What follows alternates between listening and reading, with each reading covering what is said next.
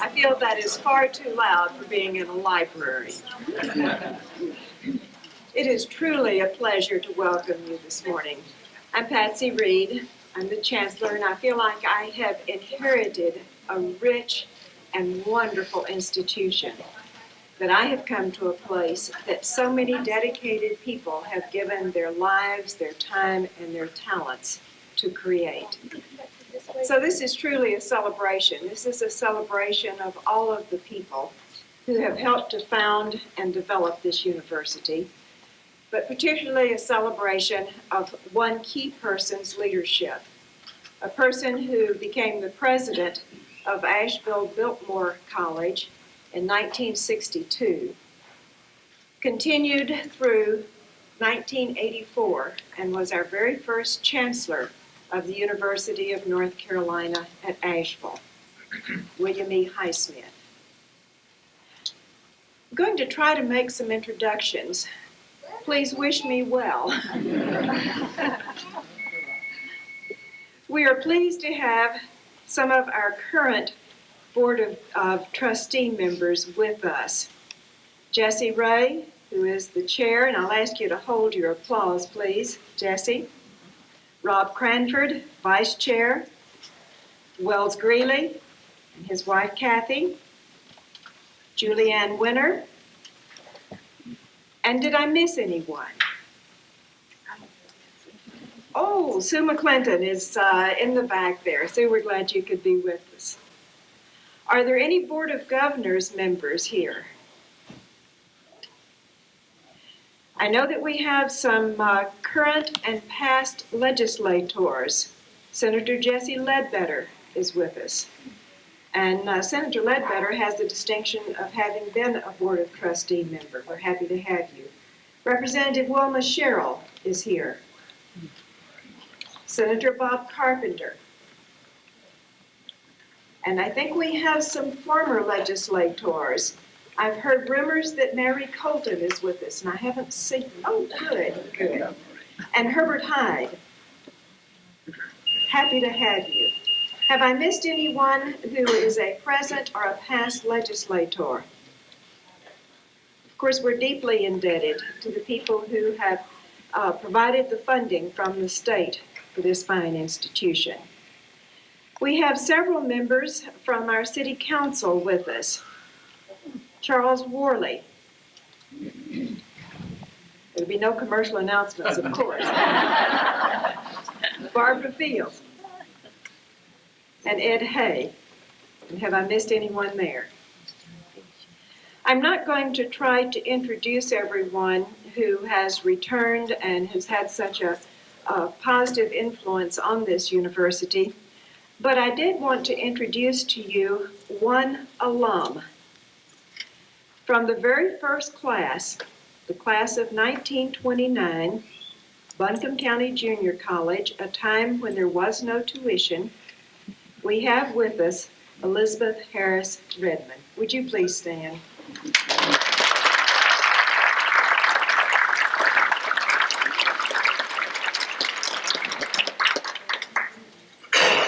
Our plan today is to share with you some remembrances, to unveil a portrait, and to move on to the quad so that we can have a lunch together with students, faculty members, friends of the university, and simply celebrate all that has gone on in the past years here.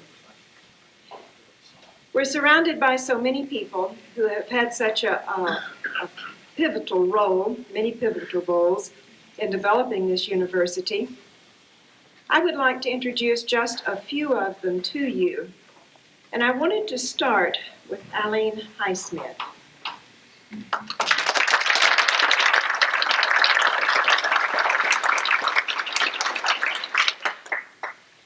Aline was the first lady of this institution for 22 years. I've heard some really good stories about learning to cook for 50 at a time when there was no money for entertainment. I know that she was a full partner. She was an educator in her own right. She is a person who guided a young family to maturity during the time that this university was moving toward its maturity. I know that at the center of her life and that of her family often were the students of this university, and that they came first in what she and Bill did together. We are indeed grateful for the years that you have given us, and so pleased that you are with us. Would the other members of the Highsmith family still please stand?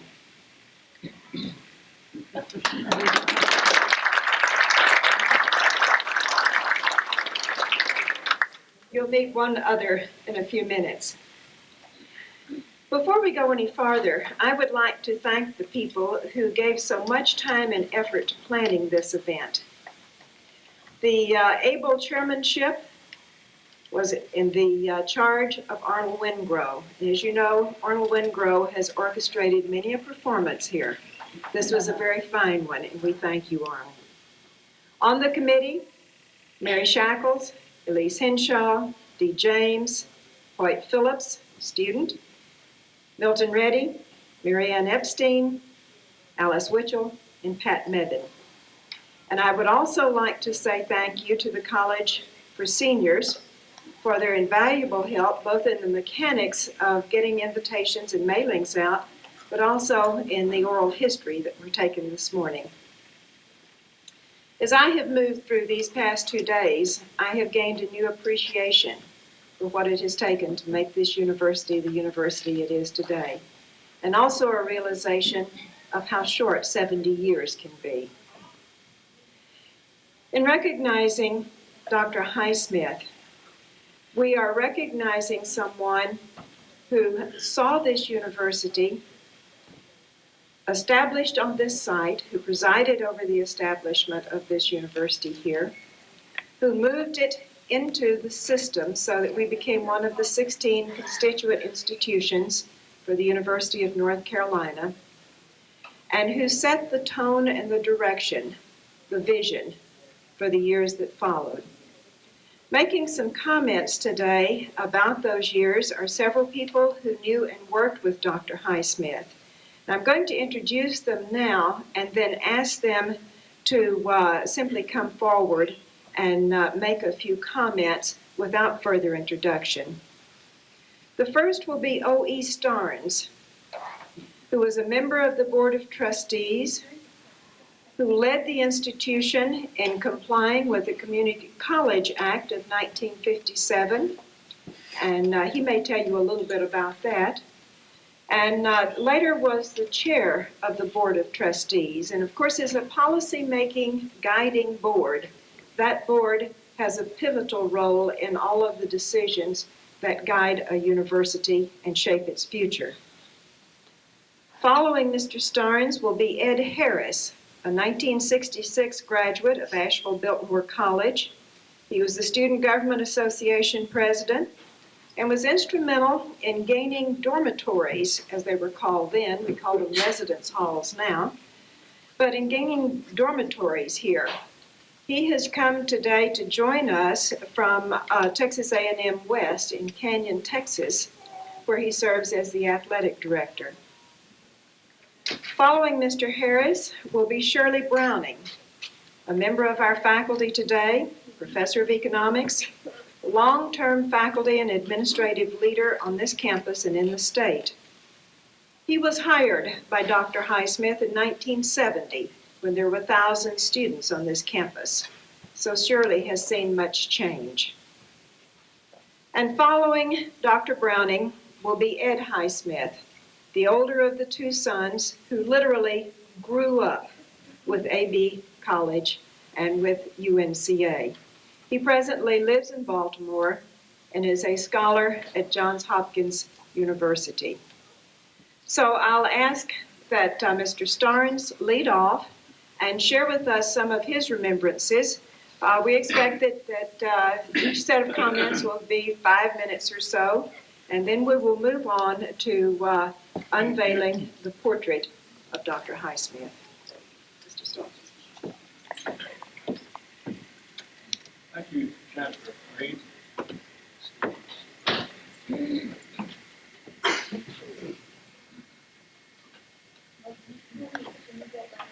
and gentlemen, honored guests, certainly a pleasure to be here. As a lifetime resident of Asheville, some of the things that I might comment are probably better known to others of you who might have lived closer to the situation. So if I err, please just forgive me, and we'll go on with the events of the day. I went through the city schools here in Asheville, and one of the things that struck me at some point, I had a teacher in school by the name of Clarence Gilbert. He was a few years older than I, but not a great deal. Then I later learned that he was serving as dean of Asheville Biltmore from back in the 50s. Served a period of 1 year. I went off to school and to the Army, came back to law school, and in the course of my second year there, Clarence Gilbert entered behind me as a first-year student, and he and I both practiced law here in Asheville. He's now deceased for a long time. First contact I ever had with someone who had an official position with Asheville Biltmore College. I came back to Asheville in 1950. Along about 1958, and in fact it was exactly 1958, I was asked to serve as secretary to the board, Asheville Biltmore College, 1958. Turns out that 1 year before that, in 1957, under the Community College Act, the legislature approved the grand sum of $1.5 million for education beyond the high school.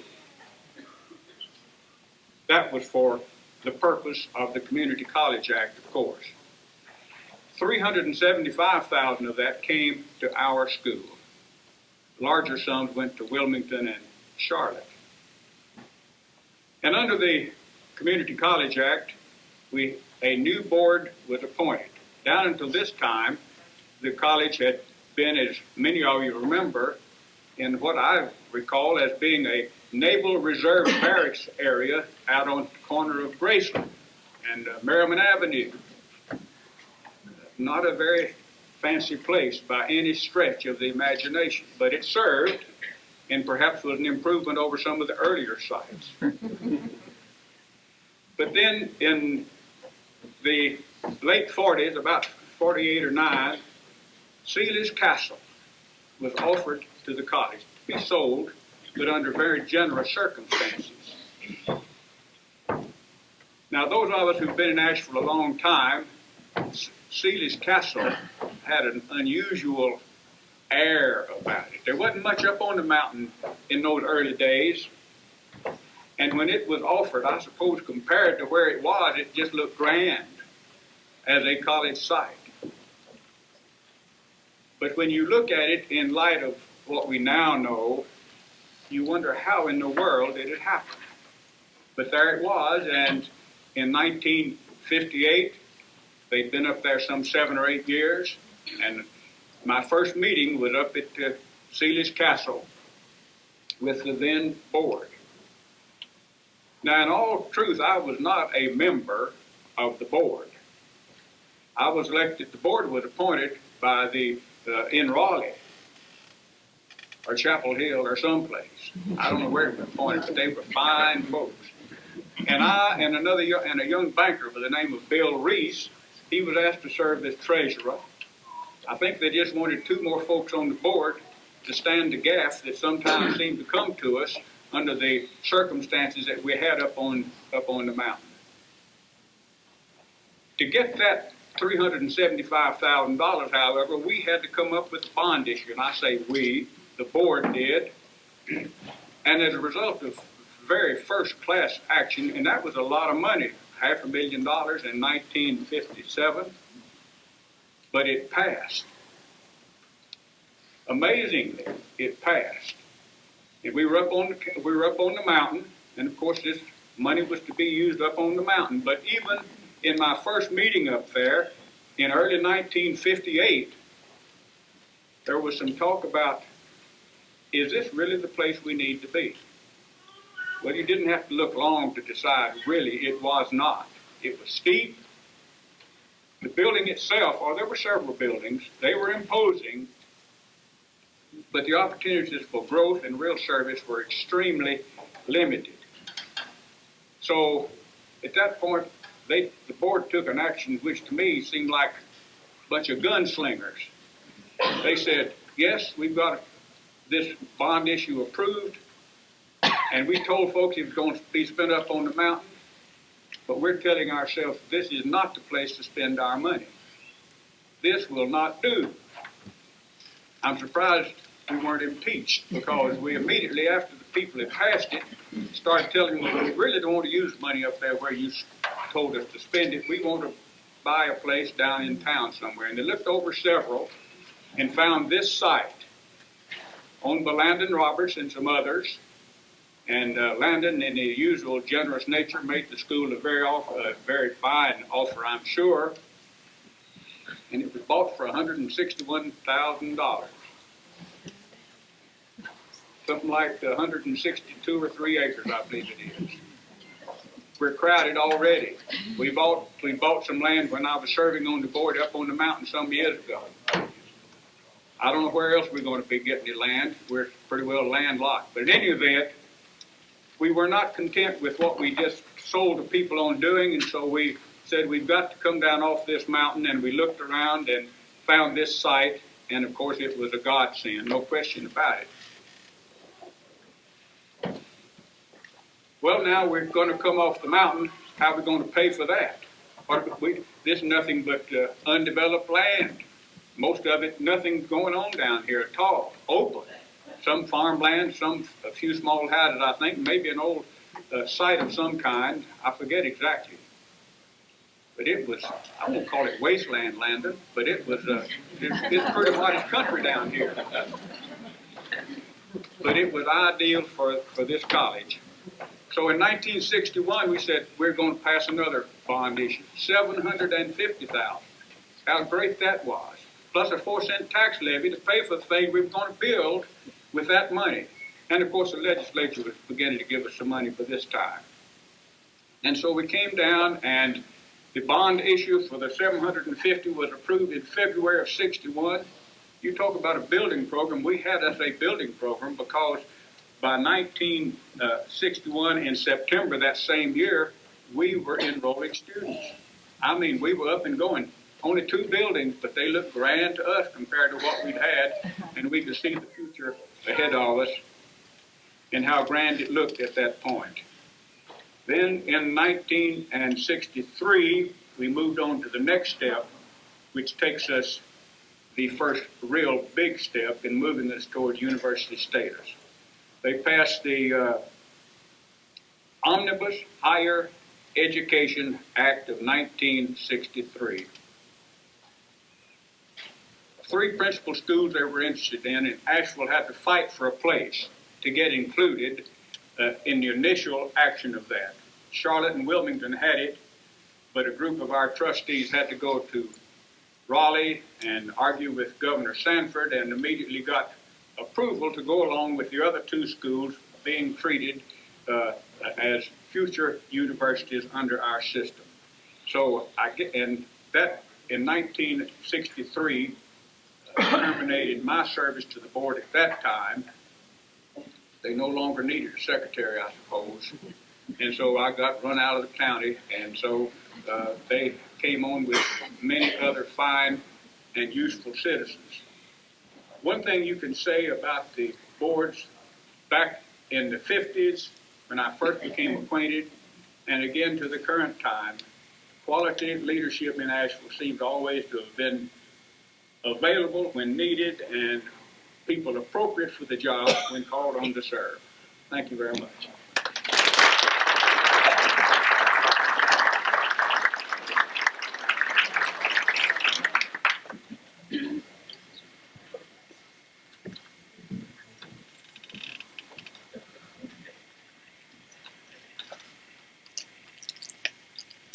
Mr. Starnes talked about the buying of the property and the building of the early buildings, and I arrived in '63, and they had hired a particularly important individual, I think, at that point also, Dr. William E. Highsmith. And part of my remarks, of course, relate to those early years of the school and my experience with Dr. Highsmith. And when Arnold Rimgrove called me and asked me to do this, the first thing that happened, as I know it would happen with all of you, was just a flood of memories, a flood of thoughts about the school and about my years here, and how in the world I could hold that to 4 minutes. So you all are in for an hour at least. That's what I normally tell people when I'm raising money for West Texas A&M. You either give now or I keep you for an hour. So we really are producing about $500,000 a year because they want to get out in about 5 minutes, right? I also got very nervous, Dr. Reed, when I came up because the same thought that you had, that speaking in the library.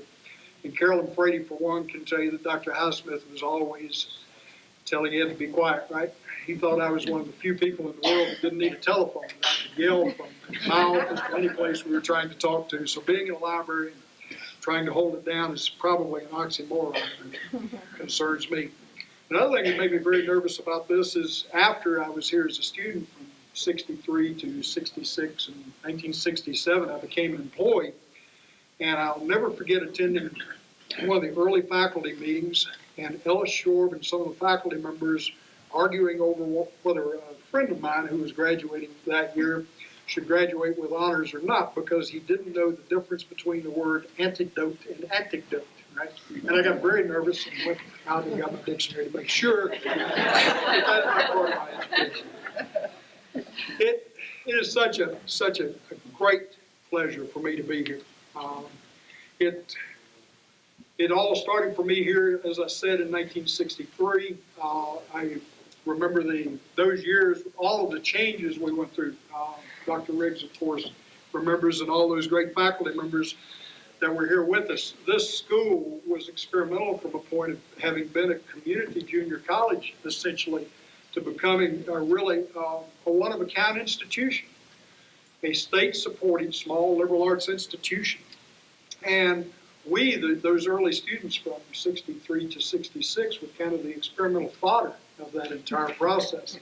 And a lot of people don't remember all of the different curriculum changes we went through, almost annually changed, right, Dr. Remington? Every year, what we were supposed to do. And last night I heard talk of the grading system of H, G, P, and F. HGP and F was a wonderful system. When I went through, it was HP and F, right? And selling HP and F to a graduate school was very, very difficult. Right? But we did. And those of us who were able to get out with honors, that kind of helped us. I remember when I came, the three buildings at that time, the science building, the administration building, the library upstairs in the administration building, the student canteen in the basement of the science building, and the gym. And of course, very quickly, the Lipinski Auditorium was built. And in 1965, 66, while I was president of the student body, we opened this building, or at least a part of it. It certainly has expanded since that time. I'll never forget standing on the front and accepting the building as a member of the student body, as president of the student body at that time. I wanted to make some remarks about Bill Highsmith, William Highsmith. One of the finest men I've ever known. Meant so much in my life. I wasn't going to do this, so he is a leader of leaders. I mean, he is a man that represents what leadership is all about. And I teach a course now at West Texas A&M. And a couple of weeks ago, we were discussing leadership. And I thought of vision, I thought of creativity, I thought of courage. And all of those things represent what Dr. Highsmith had and did for this institution. He had a vision, and we all know what that vision has turned into now. And in carrying that vision out, he hired one of the finest faculties and group of administrators that I've ever had the privilege to work with. I've named a few of those, and I know I'll skip people in this audience if I name very many, but certainly Rory Riggs, one of the finest academic deans I've ever been around. Dexter Squibb, Phil Walker, my major professor at that time was Ivan Parkins. Tom Dula was Dean of Students. Lloyd Remington. Just a tremendous number of great faculty members that hammered out a great program that now we see that's set and in place. And just going great guns. And I know that nationally it's a program that's looked at by everyone as a model. I know when I spent 10 years in Missouri, the program at Truman State, what's Truman State now, was in Northeast Missouri State. They came here and studied this system, and that school now is a state-supported liberal arts institution along the same model. Courage. The courage to stay the course, because not only were students the fodder in that change, there was tremendous, I think, pressure at that time not to make this kind of change, to stay as was. I think there was pressure from legislators, there's pressure, budget pressures. We were maintaining a small school at a high cost per student. Obviously, there was student pressure. We were falling like flies. Those first classes, we'd start out, maybe about 30% of us would make it from first semester to second semester. And certainly, I think always internal pressure to stay. But Dr. Highsmith had the courage to stay the course. Certainly, the entire thing was an extremely creative experience and certainly great to be a part of. Then you got to, when you talk about Dr. Highsmith, you got to talk about the team. Eileen Highsmith and Bill Highsmith were a team. We had great leadership in these two individuals. I'll never forget the Christmas parties at the house, and the Super Bowl parties. I don't think we missed more than 2 Super Bowls in all of those years. And this lady always was there to take care of us in all things. And such a partner, as a leader in this community. I salute her. And of course, the guys don't want to hear this, but I remember when they were just little guys. And now they've got a little gray hair also, right? I've been gone from UNCA now for 12 years, 12 and a half years, in fact. An awful lot of my life was spent here. And I love this place. I will always love this place. I left here, spent 10 years at Missouri Western State College, and now we're on the high plains of Texas at West Texas A&M University. And I can tell you, I took a young lady with me, Regina, who many of you missed, and she sends her regards. And when we rolled into Amarillo, Texas, and she saw tarantulas for the first time and dust storms, and I'd taken her out of these beautiful mountains. It took about 2 months for her to decide that she was going to stay with me for the rest of this adventure that we call life. I thank Dr. Highsmith for putting me on this path. For me, he was like a second father. He had faith in me. He led me, and he made me what I am today in many ways. Thank you for having me here today.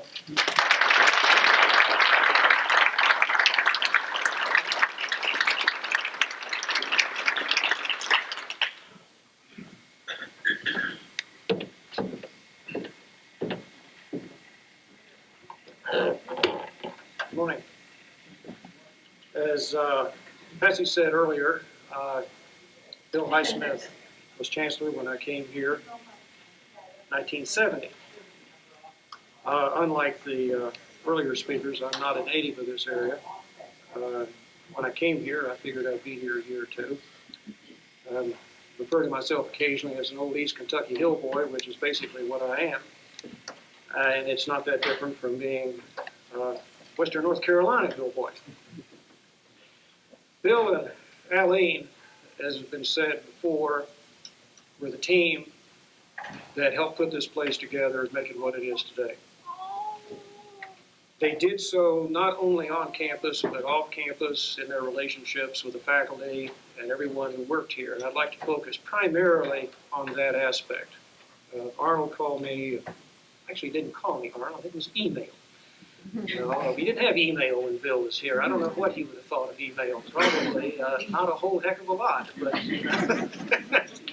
Arnold asked me if I would do this, speak on behalf of the faculty, which is a heavy task.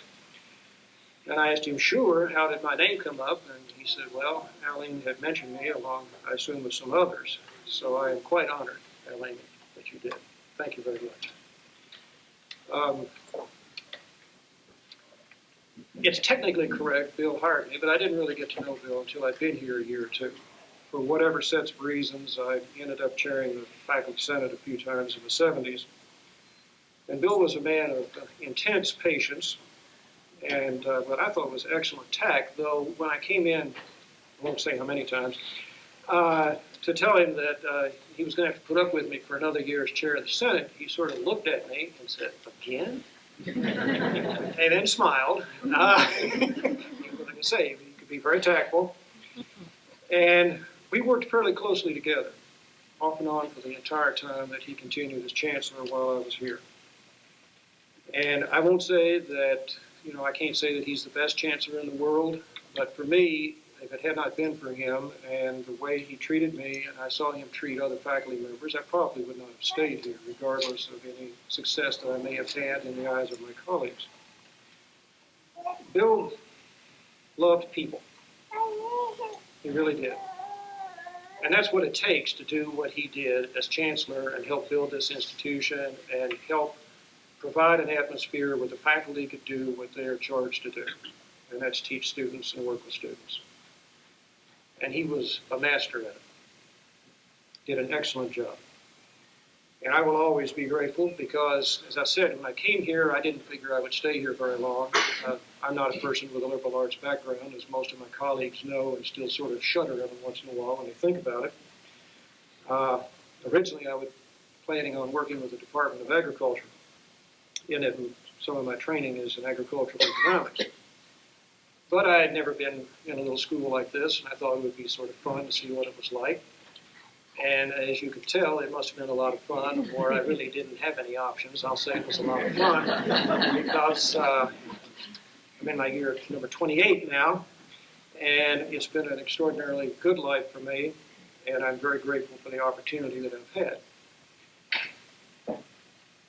A couple of things about Bill that I think characterize what he was like as a person. On the way over here, I was chatting with a colleague about, she asked me where I was going. I said, and she immediately made a comment about how wonderful he was with her children when they were growing up. And then I noticed Dr. Mosley, who I'm not quite sure where he's just, there he is, pacing back and forth with one of Bill's grandchildren. And the first time I saw him in here, first time I saw Merritt this morning, he was holding Bill's grandchild and said, "Isn't this a beautiful baby?" And it is. With all due respect to Bill, prettier than Bill.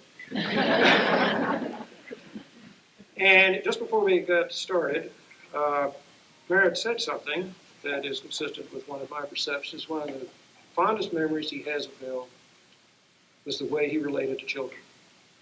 And he must have stuck, Merritt, not that you wouldn't have related to children very well, but you obviously are following along with the leadership that Bill had in that regard. In my own case, I was fortunate enough for several years to live in the same general neighborhood that Bill lived in. My kids could be a pest every once in a while, and they used his backyard as a playground occasionally, and they always felt welcome. They learned to ride bicycles in the driveway behind their house. And we used to have a lot of gatherings on campus, just as we do now, in which faculty, family, and whatnot would be here. And I was talking to my son recently about this upcoming event. And the first thing he said about Bill Highsmith was that he remembered being here at graduation one time, and we had to walk across campus from one location to another. And Bill took his hand and led him through the crowd. So, because I had to go off and do things that faculty do and wear these silly black robes and all that good stuff and be somewhere else. And he didn't want Bob getting lost. Another time, Arnold, I think you may have been the theater director at that point for one of the Tanglewood plays. I think it was Peter Pan. And my daughter was cast in some role that turned her green. I don't forget exactly what it was, but she was green from head to foot. Maybe in the alligator or something. And after the performance, as those of you that have worked with Arnold know, the children that work with Arnold learned how to be professional thespians. And after the show, they come out front to greet the audience. And the first thing Bill did when he came out was walk up to her and give her a big hug. Of course, when he got through, he had green paint all over him and makeup and one thing and another, which embarrassed me no end, but didn't bother him at all. It didn't bother him at all. He was interested in congratulating not just Betsy, but other children that were in the performance and letting them know how much he appreciated watching them and enjoying what they did. That was Bill Highsmith, the human being. He treated faculty that way, he treated everyone that way, but the way he treated children is something I will never forget, and I will always remember, and will be my memory of Bill Weissman. Thank you.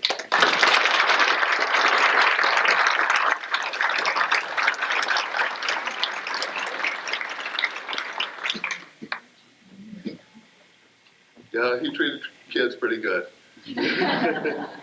Well, it's a rather intimidating group of speakers to have to follow because I'm just a country scientist and I generally start off a presentation with first slide, please. Yeah, but I'd like to thank Chancellor Reed and the trustees and organizers of this celebration for the opportunity to express on behalf of the Highsmith family how deeply appreciative we are that I wasn't going to do this either. How appreciative that our father's portrait is going to be in the Ramsey Library.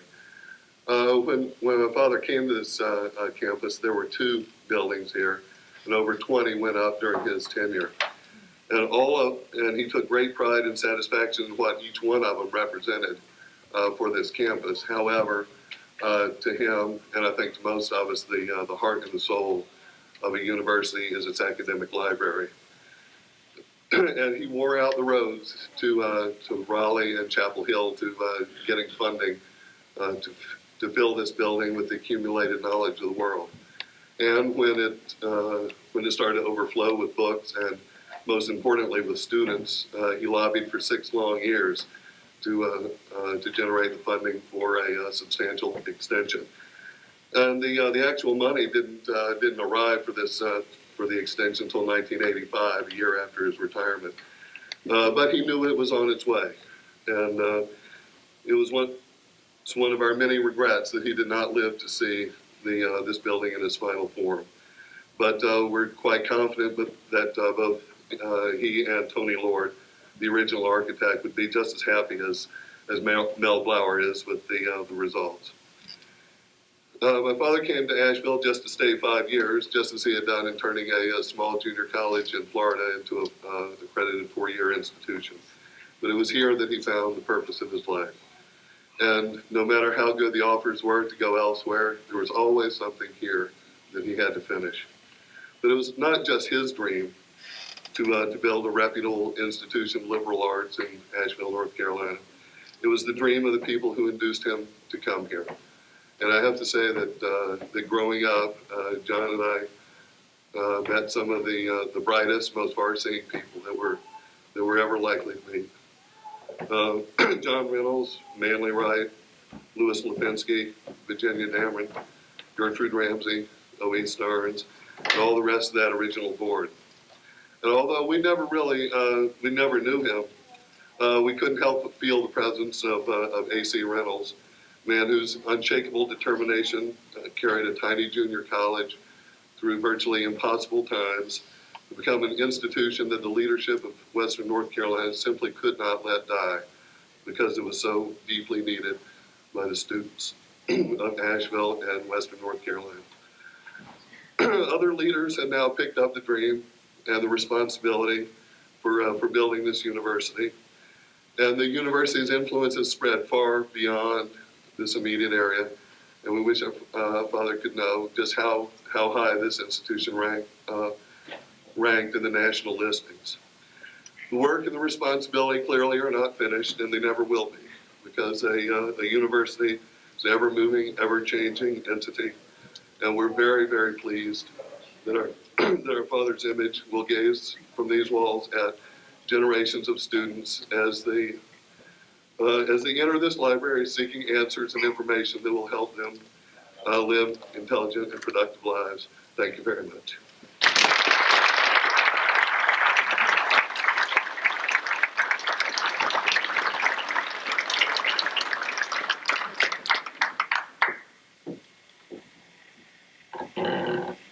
We don't talk very often about loving people that we work with, but you can feel the love for this leader in the room today. There are a couple of other people that I wanted to be sure were introduced. I understand that Mac Magoo has come in. Where's Mac? Way in the back. Wave at us, Mac.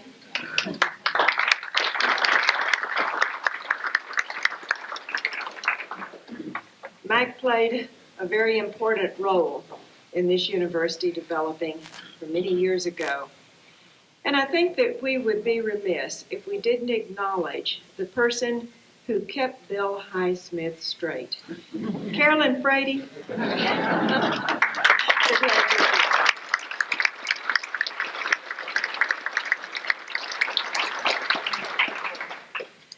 When so many talented people work together as faculty members and administrators, they nurture the talent of students.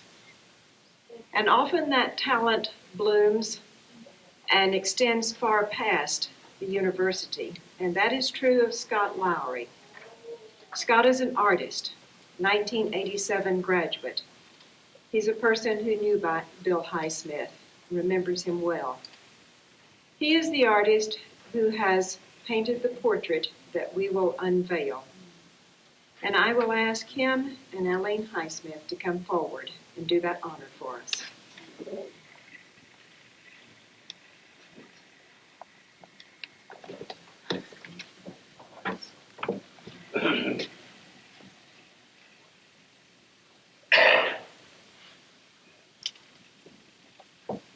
Before we do this, I just wanted to say a couple of quick words. I wanted to thank Dr. Reed and thank Arnold for contacting me about this and giving me the opportunity to do this, and how humbling this was for me. Because my first response when I was thinking about this was that Bill's portrait is truly all around us, and that for me to paint an image of that was a fairly daunting task. And I had an opportunity, I think, to talk to Dr. Highsmith a bit more working on his portrait than I had the opportunity as a student. And I think I knew it was getting close to being finished when I started hearing answers. I let the studio open the windows and air it out.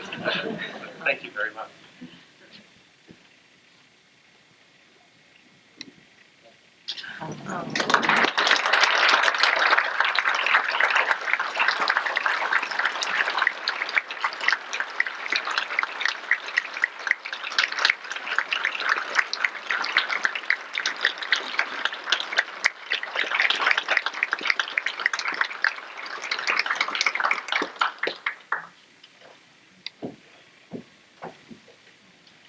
It is so obvious that that's the portrait of a visionary. You can see the vision portrayed. Thank you so much. Dr. Highsmith was characterized as forthright, fatherly, and determined. He was the first chancellor of the University of North Carolina at Asheville. He was a historian. He loved teaching. He introduced our distinctive humanities program, and as a gift to this university and community, he produced the definitive history of this institution's first 60 years. What a gift this man has made to this institution. It's touching, rewarding, heartwarming. We're so pleased that all of you are with us today. We're going to do what the students do. We're going to go out to the steps of the library, down to the tent, and we will join the students for lunch. There are chairs on the quad. I hope you'll have a chance to visit with one another. We are so pleased that you are with us. We count this to be a very fine day, our very first Founders Day. Thank you.